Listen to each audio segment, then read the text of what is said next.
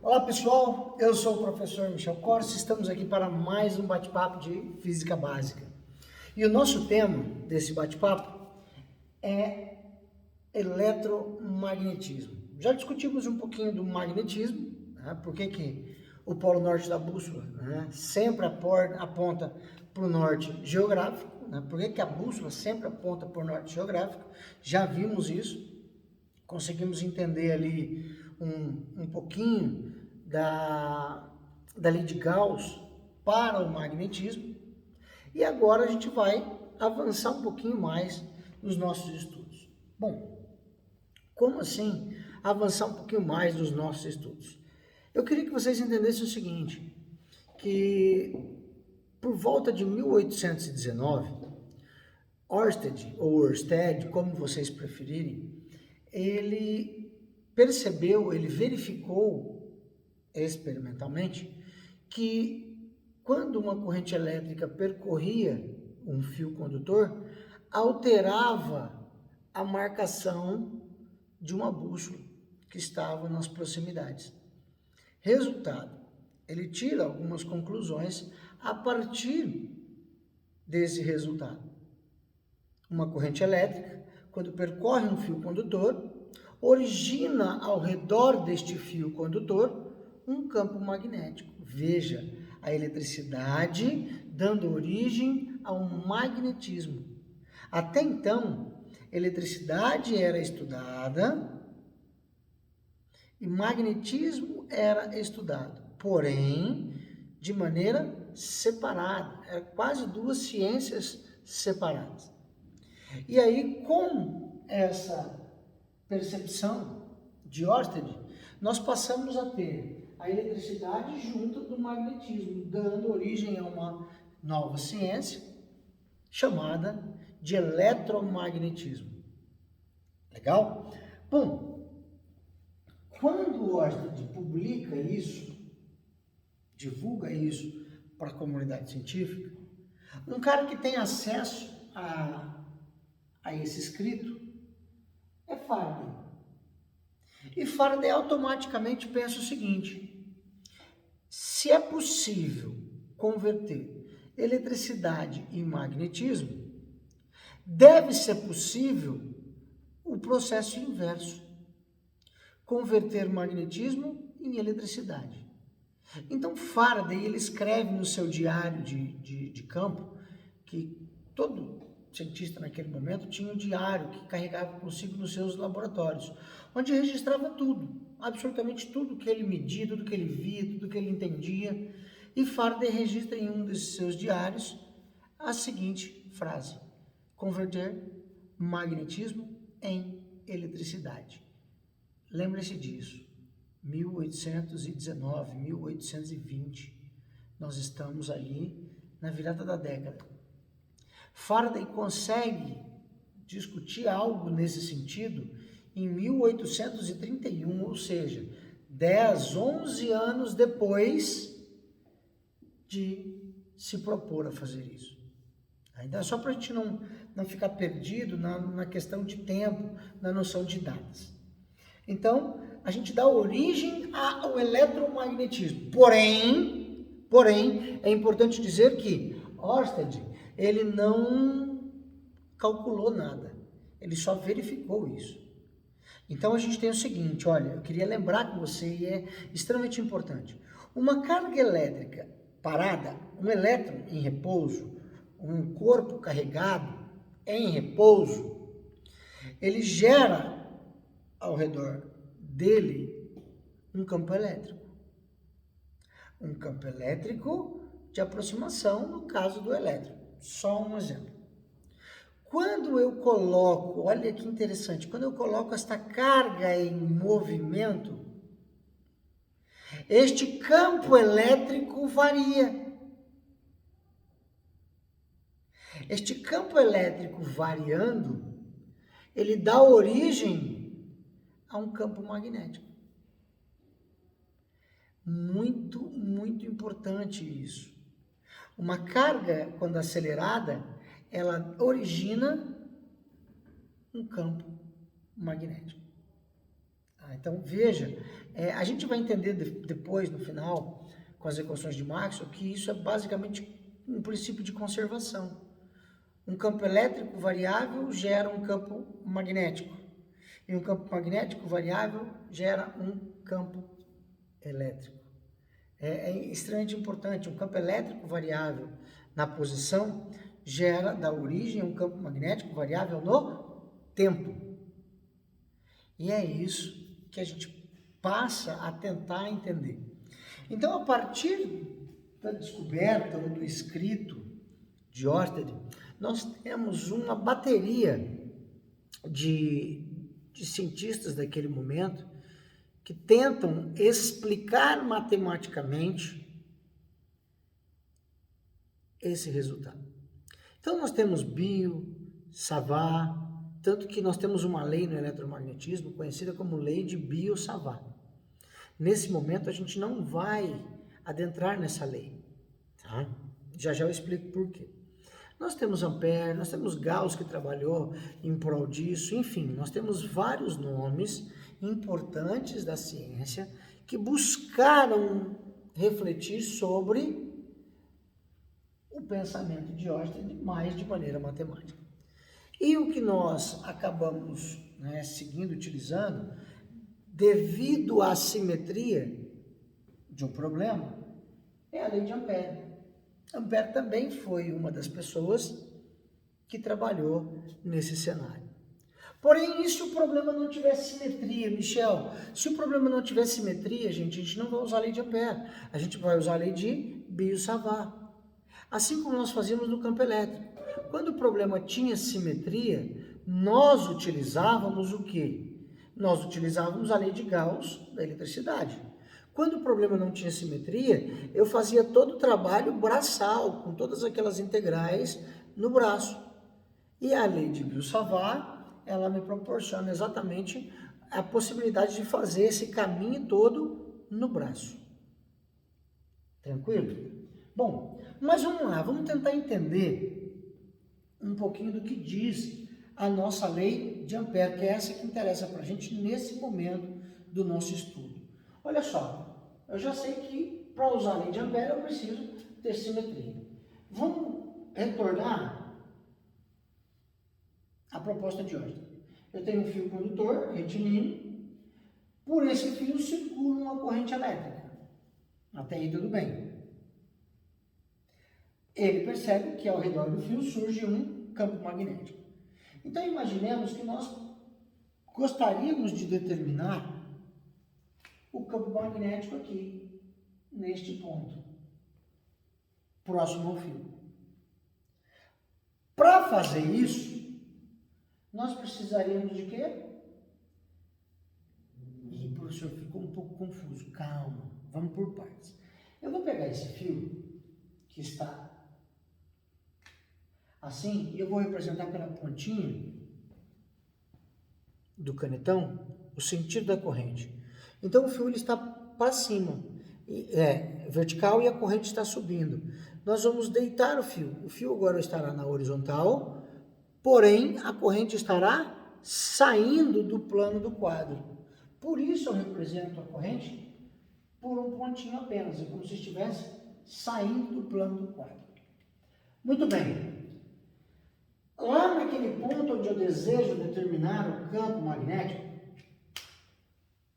eu traço ao redor do fio todo uma curva imaginária. E esta curva é chamada de curva amperiana. Bom, se o meu fio está aqui e é uma curva, ela é circular ao redor do fio. O fio seria o centro desta curva. Legal? E aí, esta superfície, esta curva amperiana, ela passa pelo ponto onde eu desejo determinar o campo magnético. Sempre. Agora vamos à lei de Ampère no seu formato matemático. Ampère disse o seguinte, que integral de linha da curva, porque a curva amperiana ao redor do fio é uma curva fechada, Primeira coisa importante. Então, a integral de linha nesta curva fechada do campo magnético escalar dl, quem é o dl? É um elemento desta curva, seria um pedacinho dela aqui no ponto onde eu quero calcular. Aqui eu tenho a curva toda, aqui eu tenho só um pedacinho dela, um elemento da curva. Tudo bem? Muito bem. Isso aqui vai ser igual a μ0 vezes I. E a corrente? Que corrente é essa? É a corrente interna. Interna de quem? Interna a superfície ou a curva amperiana. E esse tal de μ0? Bom, retoma comigo. Lá no campo elétrico nós tínhamos um tal de ε0, que era a permissividade elétrica do meio. Aqui eu tenho um μ0. E o μ0 nada mais é do que uma constante chamada de permeabilidade magnética do meio. Então, este valor de μ0 para o vácuo ou para o ar, ele tem um valor fixo, é uma constante. 4π vezes 10 a menos 7 Tesla vezes metro dividido por ampere. Importante isso. É um valor fixo. Professor, eu preciso decorar isso? Olha, não. Um problema qualquer você pode ter ele no enunciado, você pode, enfim. Eu acho que tem tanta coisa para a gente entender que decorar uma constante é desnecessário nesse momento para a gente. Tá? Agora, olha só. Importante isso. Tem 4 coisas que eu preciso ressaltar deste modelo matemático. 4 coisas importantes, meus queridos. Veja bem. Primeira delas, a integral é numa curva. A integral que eu estou fazendo é numa curva, ó. Uma curva fechada. É a primeira coisa. Segunda coisa, dl, que é o meu elemento de comprimento da curva, é sempre tangente à curva. Sempre. Terceiro, C, que é a curva, deve ser uma curva orientada. A gente vai precisar dar uma orientação para ela. Eu já falo sobre isso, fica tranquilo. E por último, o quarto, a corrente interna é constante e passa por dentro da curva C. Sempre. Sempre. Se eu tiver uma curva, tiver um fio dentro e um fio fora, o fio de fora não conta para aplicar a lei de Ampère. A corrente que me importa é a corrente que passe dentro da curva amperiana. Grava isso, anota isso, porque vai haver um problema em que a gente vai precisar determinar o campo magnético dentro de um fio condutor. Fora é fácil, eu uso toda a corrente, mas e dentro do fio condutor? Aí eu vou ter que usar apenas a corrente proporcional que está passando dentro da superfície amperiana. Não esqueça disso. Esse é um exercício que vocês vão precisar se deparar com eles em algum momento do seu estudo, do seu curso. Bom, avante. Para eu entender isso aqui, eu vou falar um pouquinho mais sobre uma tal regra da mão direita. Vamos começar a fazer algumas interpretações que fica mais fácil para a gente. Então, eu tenho aqui a minha mão direita, o meu dedão vai indicar corrente, e todos os outros dedos vai indicar campo. Então, se o meu fio está na vertical e a corrente está subindo, então eu coloco a mão nesse sentido, ó, e aqui está o sentido do meu campo magnético. Este sentido, normalmente, é o sentido em que eu vou orientar a minha curva. Por quê? Porque isso aqui nada mais é do que minha corrente líquida.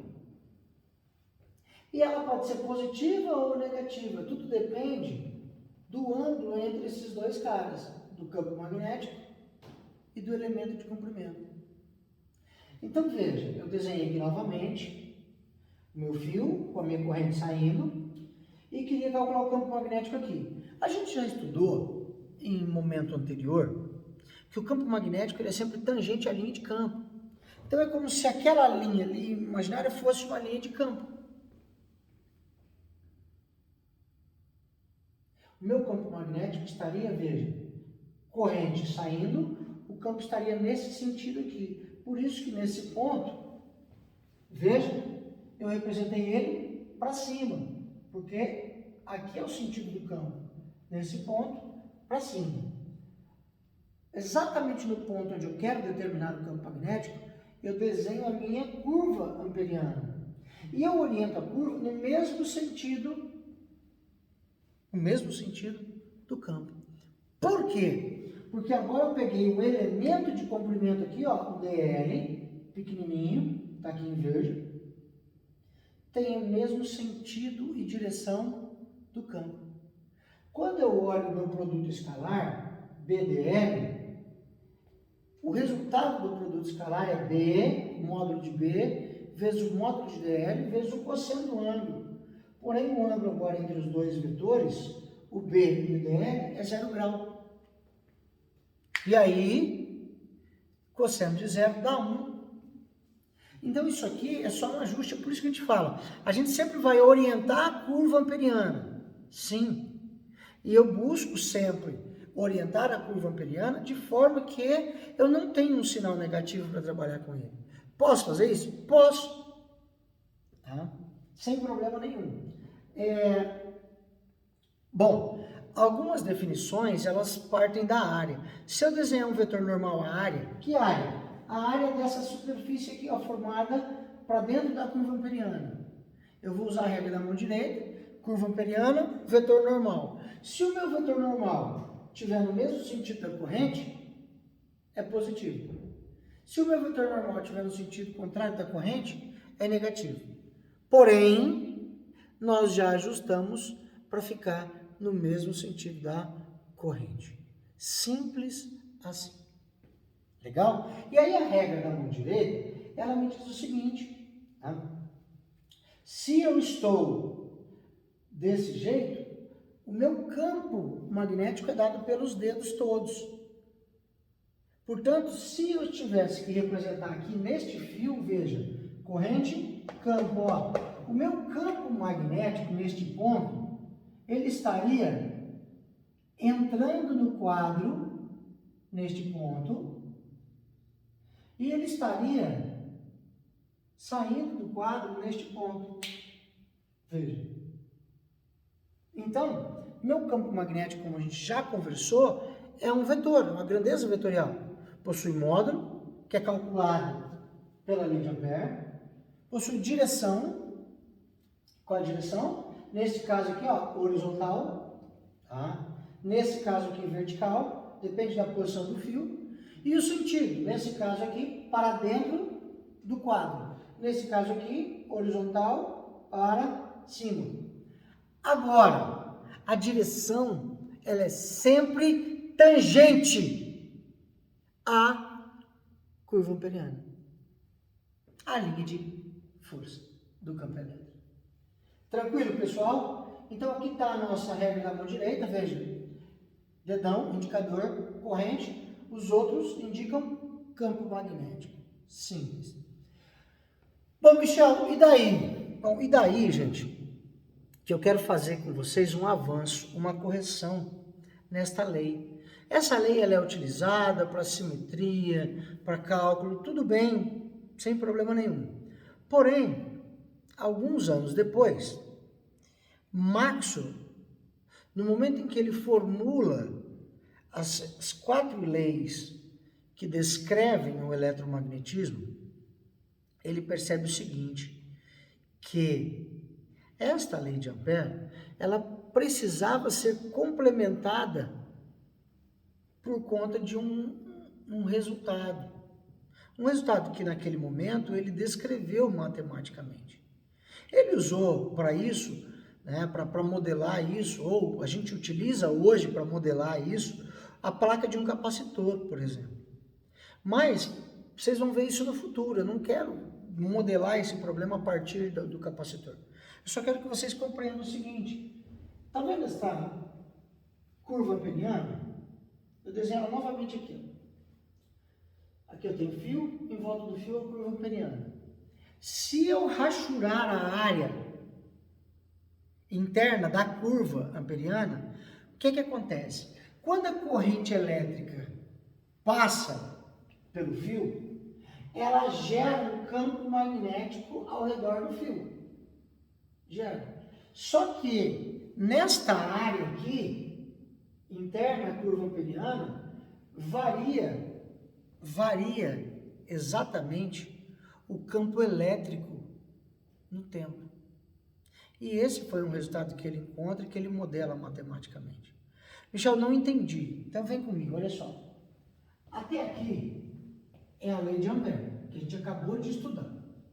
Aí ele diz o seguinte, vou só chegar um pouquinho mais para cá, para vocês me verem. Ele diz o seguinte, que existe uma componente ainda aqui que nós deveríamos considerar também, que é o zero vezes o ε0, que são as constantes, a permeabilidade magnética e a permissividade elétrica, que multiplica esse símbolo aqui de derivada, a derivada do fluxo elétrico no tempo.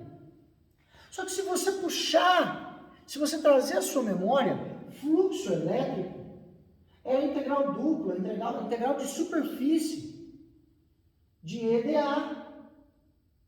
Neste caso, eu não tenho uma superfície fechada, a minha superfície é aberta, é limitada apenas pela curva amperiana. Tranquilo, tá? Este fluxo aqui, ele varia no tempo, gente.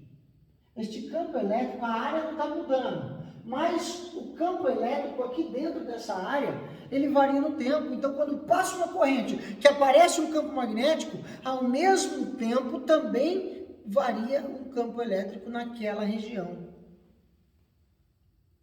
E foi isso que ele incrementou na lei. E ele passa a chamar esta parte aqui, ó, essa corrente interna, vou até trocar a minha cor aqui, tá?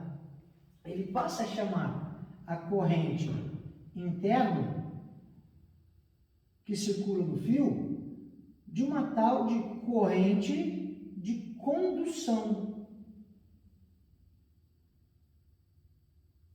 Muito bem.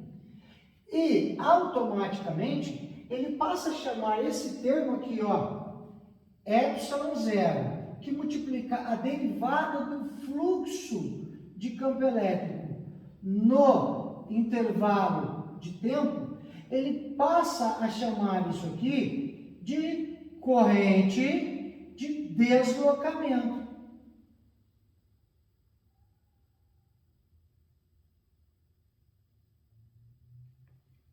É uma questão mais ligada à eletrostática, enquanto aqui está ligada à eletrodinâmica. Por isso que, na forma de Maxwell, a correção da lei de Ampère é dada por a integral de BDL é igual a μ0, que multiplica a corrente de condução, mais μ0, que multiplica a corrente de deslocamento, que é esse novo termo que aparece para a gente. Legal, pessoal? Não se preocupem, isso aqui é com o tempo, a gente vai estudando um pouco mais, vai fazendo algumas atividades, vai buscando entender isso com bastante precisão. E outra coisa, esta daqui, para mim, é a terceira equação de Maxwell. Então, a primeira equação de Maxwell era a lei de Gauss da eletricidade. A segunda equação de Maxwell era a lei de Gauss do magnetismo. E a terceira equação de Maxwell é a lei de Ampère com a devida correção que ele fez. Tranquilo? Então encerramos o nosso bate-papo de física básica de hoje com o tema eletromagnetismo. Essa é a primeira aula. A gente ainda vai ter uma sequência de aulas sobre eletromagnetismo. Espero que vocês tenham curtido. Se curtiram, aperta o botão aí, curte esta aula e compartilha com os seus colegas. Legal? Um grande abraço e até o nosso próximo bate-papo de Física Básica. Tchau, tchau, pessoal!